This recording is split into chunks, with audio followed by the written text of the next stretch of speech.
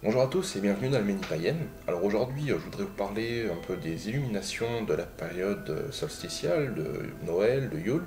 et en particulier du fameux bougeoir suédois à cette bougie, qui est un bougeoir électrique que l'on retrouve aujourd'hui, peut-être que vous avez déjà vu aux fenêtres de certaines maisons, qui est originaire de Scandinavie, plus particulièrement de Suède,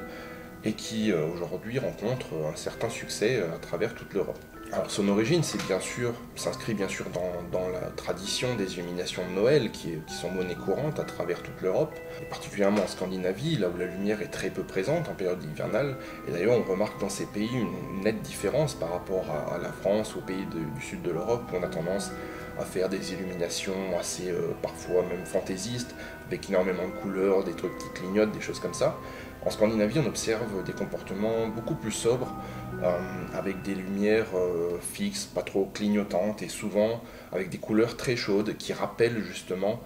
la lumière du soleil que l'on espère, que l'on a hâte de retrouver, et qui annoncent tout simplement le retour du soleil après le solstice, et qui annonce la saison à venir et l'été à venir, et avec lui le retour de la vie, l'éclosion de la vie partout dans la nature et chez les hommes. Mais revenons à notre fameux chandelier suédois. Donc, a priori, avec ces 7 bougies, on peut se demander s'il n'a pas une certaine connotation religieuse, étant donné que le chiffre 7 possède une certaine charge symbolique. Mais en réalité, il n'en est rien, et pour en trouver l'origine, il faut remonter dans les années 30 en Suède, puisque à l'époque, la tradition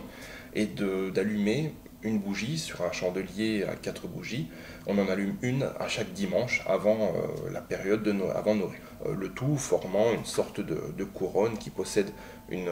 certaine symbolique solaire, évidemment, en plus de la symbolique chrétienne de la nativité de Jésus. Mais ces chandeliers posent quelques problèmes de sécurité, puisqu'évidemment, à l'époque où l'électricité est arrivée dans la majorité des foyers, les bougies présentaient certains risques, d'autant qu'en Suède en particulier, les maisons sont beaucoup fabriquées en bois, et donc les risques d'incendie sont importants. C'est alors que l'entreprise Philips a l'idée de commercialiser ses premières guirlandes électriques, qui présentent l'avantage d'un moindre risque d'incendie, et qui les propose donc en 110 volts, le standard à l'époque dans les villes. Seulement, dans les campagnes, les maisons sont équipées en 220 volts. Et donc, quand les clients essayent de brancher leur guirlande, elles se mettent à surchauffer et à fondre, ce qui provoque bien sûr de nombreux mécontentements et de nombreux retours à l'entreprise Philips. C'est alors qu'intervient un certain Oscar Anderson, qui travaille à l'époque pour le service après-vente de chez Philips et qui est chargé de réceptionner toutes les guirlandes qui ont été retournées par les clients mécontents. C'est alors que lui vient l'idée, tout simplement, de récupérer les ampoules qui sont encore en état de fonctionnement sur les guirlandes qui ont été retournées par les clients et de les installer sur un vieux bougeoir qu'il a déniché. Il bricole ça lui-même chez lui, il fabrique son premier prototype et il le présente à son patron qui n'est pas tout de suite emballé. Mais il décide de faire le test lui-même et il l'installe sur la fenêtre chez ses parents. Et le succès est immédiat puisque les passants s'arrêtent pour observer justement ces décorations, ces illuminations de Noël qui sont assez inhabituelles pour l'époque. Il convainc finalement son patron de fabriquer une première série d'environ 2000 bougeoirs. Le succès est immédiat, la première série est écoulée très rapidement et c'est alors que se crée un réel engouement pour ce fameux chandelier suédois, qui aujourd'hui est vendu à plusieurs millions d'exemplaires chaque année.